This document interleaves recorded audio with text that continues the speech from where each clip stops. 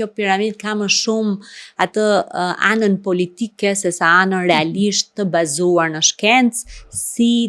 shumica e gjërave kohët e fundit apo edhe informacioni I madh mbi paracetamolin që dëmton në shtatzani që padyshim dihet, po Amerika është konsumatori dhe promovuesi më I madh I të gjithë, po themi, llojeve të paracetamolit, edhe aksesi I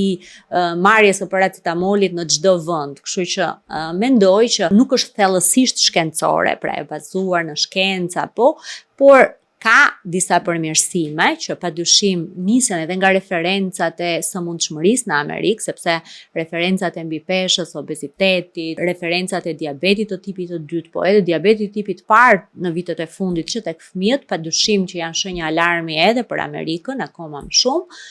por ato janë në rang global. Por mendoj që padyshim është bërë një tentativë për ta sistemuar dietën, pjesërisht në baza shkencore, por edhe kryesisht në këtë vazhdon e lajmeve politike dhe të shohut, padyshim.